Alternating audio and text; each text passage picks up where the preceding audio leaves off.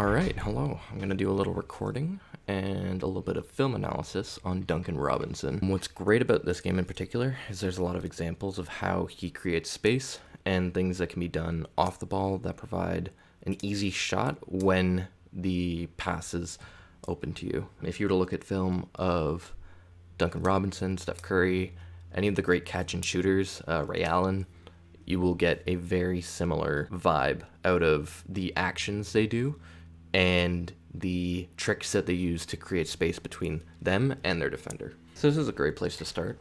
What this first clip shows off is exactly how much an off-ball screen can do for you. Let's just start off by watching this first action, and we'll go from there. So the very first thing to happen here is a screen that is for Tyler Hero. We could see it coming in. All right, and I want to watch for Duncan Robinson specifically on this screen. The big thing to draw here is how much contact and how tight he is trying to keep this screen, right? He's trying to keep this tight so that Tyler Hero can roll successfully with there being a larger and larger gap between himself and the defender, right? You're trying to create as much space as possible, and this is started off by this screen. Now, what we can see happen next from the screener's perspective is sometimes after it gets green, you'll want to roll and head to the basket. Now, there are two reasons why this is not ideal. One, you have 4 defenders here. So that would be rolling right into a big bunch, and you just left this defender as well. Or, since Duncan Robinson is such a good three-point shooter, we want him to pop out so that he can have an open, uncontested shot. So we can see this happen on this next part of the play.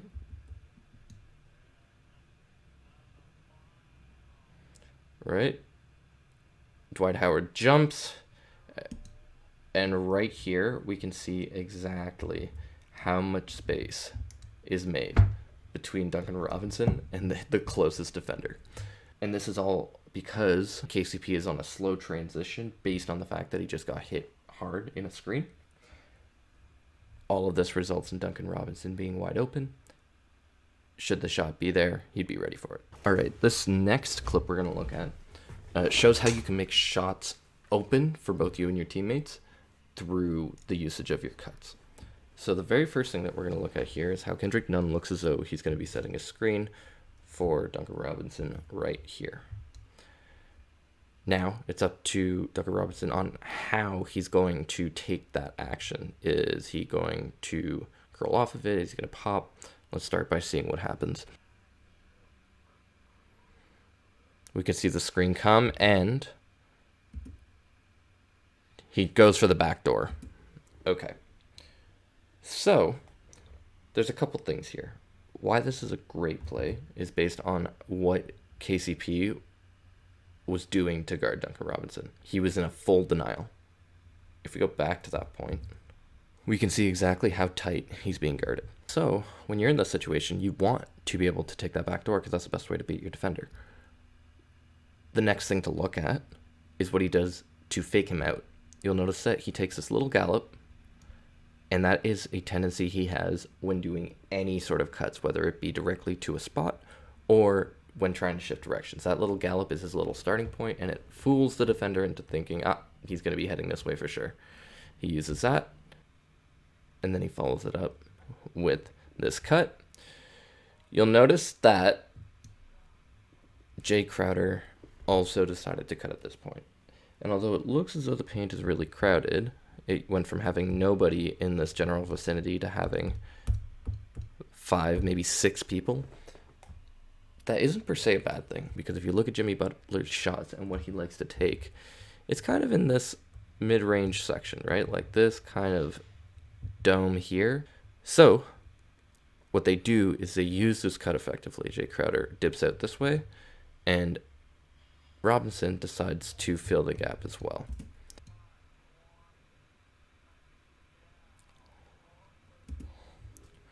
So this opens up this section of the floor, which again is Jimmy Butler's bread and butter and allows for a nice, not too heavily contested shot.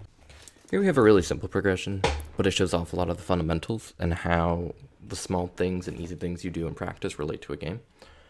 This one in particular starts with two things. One, Anthony Davis happens to be tied up on the ground, which is just beneficial in this case. But two, Jimmy Butler decides to do a baseline drive.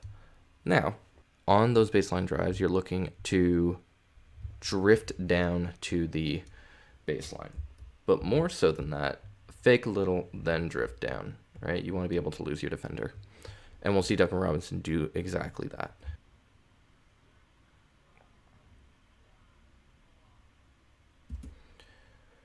We can see at this very moment the drive is happening. There's a lot of ruckus in this area, and that diverts KCP's attention. He is fully focusing on the play over here and not his defender, who is just about to get an open three. So we'll notice here that Duncan Robinson takes a little bit of a step and then rushes to the corner, like he is going full speed to the corner. And this is important because if he was lax about it, then KCP would have enough time to recover and go contest the shot. But because of how quickly he goes, he makes sure that he is ready for when the shot comes. And he immediately is ready for that shot. And look how much space he has between him and the next defender. There's no way that his defender can actually contest. He's already in his full shooting motion, and he's ready to go. This is a great example of how drifting helps when you have a baseline attack. It draws in the defense, and if you're able to catch your defender slipping, you have a free shot every time. We're going to look at another great example of how you can create space from your defender simply by running at max speed. And this comes from a three-point trace, i.e. the play starts right here, and he traces this three-point line all the way up. Now, he doesn't end up getting the shot, but the important thing we're looking for here is how free he is in case the pass were to come.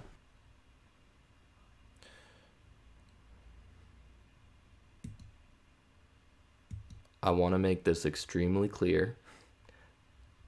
All he did was run from point A to point B. He made sure that he just gave it such that he has from the free throw line to the three-point line that much space in case the pass were to come from Tyler Hero. All he had to do was run, trace the three-point line because that's what creates the most space, and bada bing, bada boom, you have yourself a free open three-point shot. So this has really become a tutorial on how to create space from a defender that's guarding you super tight up. We can see already from the jump on this one that Kuzma is fully guarding Robinson here. Like, no space at all, just making sure that he is on him. And the very first play is a screen from Kendrick Nunn that'll hopefully get Robinson open. So let's start here. Kuzma actually does a really good defensive job and jumps this screen. He is already making sure that he has a foot in front of Duncan Robinson, thus a pass can't come through, and he's still in his full denial. Caruso's backing off a little bit from the screen, waiting for Kendrick Nunn to make a move. This is actually a really good start for the Lakers in this case, but let's see what continues to happen.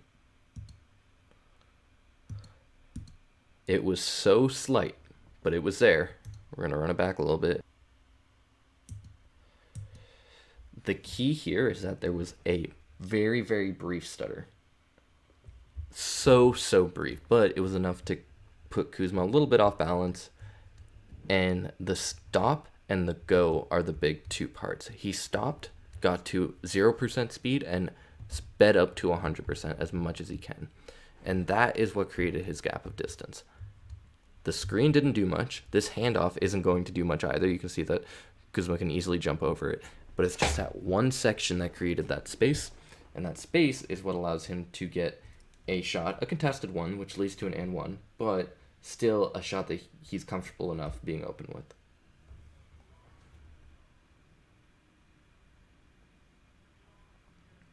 And one. So this play coming up in particular shows how much work you have to do sometimes just to get an open shot off. So we'll notice here, just to start this off, kind of the defensive pattern, Alex Caruso is in a full deny, like he is up on Robinson. And then we have some crowdedness over here in general, and a almost double horns actions happening. It looks that way, at least.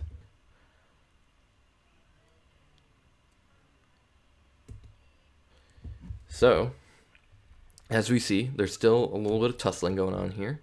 We have this double horns action. So we have two people just slightly higher than the elbow, and Jimmy Butler running the play.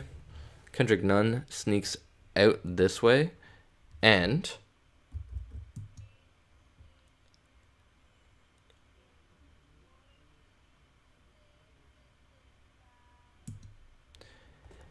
this is so much simpler than you thought it would be. See, there were a couple things that I could have saw happening. It could have been like a Kendrick Nunn screen that could have led to Duncan Robinson going around the three-point line, getting his shot there. Even a Jay Crowder screen that would lead to, again, creating space between Duncan Robinson and his defender, three-point there. But the simplest thing here is that Alex Caruso just wasn't on top after Duncan Robinson, again, went from a 0 to 100 start. That was really the trick. What that allows for is just a very, very quick burst of speed that creates separation. And this handoff here is actually a very well done one. There's very, very little space between the ball itself, Adebayo, and Duncan Robinson, such that he gets a good amount of space. He still has LeBron up on him, which will probably result in a shot contest. But if we watch what happens, he's already ready to go. And he just lets it rip.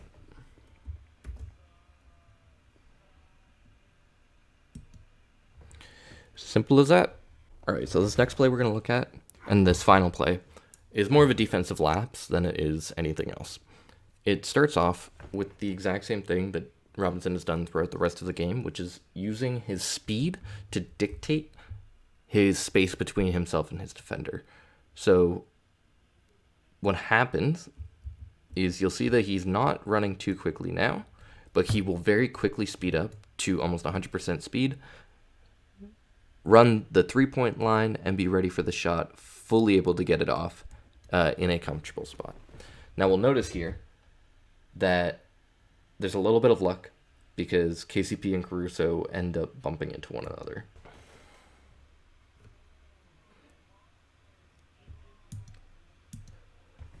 But pretty much at that exact moment that they bump into each other, you can spot how quickly Robinson's speed changes.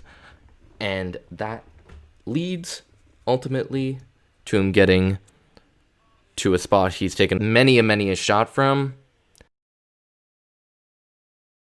puts it up, gets it in.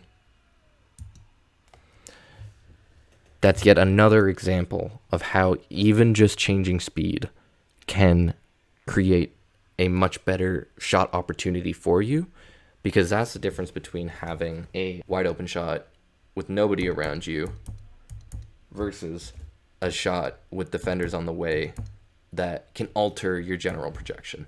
So ultimately that finishes up the video.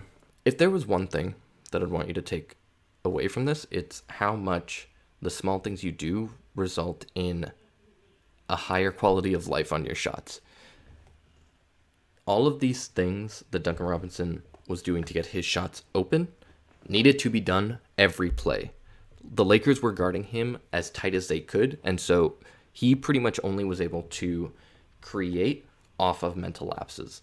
The number one thing I want to showcase here is how important that 0 to 100 change of speed is. All of the great players in the game are able to change their speed to throw off to their defender. And with that in mind, I'm hoping this adds another thing for you to think about when you play that help you get more shots, help you take more shots, and ultimately lead to you playing with a little bit more thought behind your game.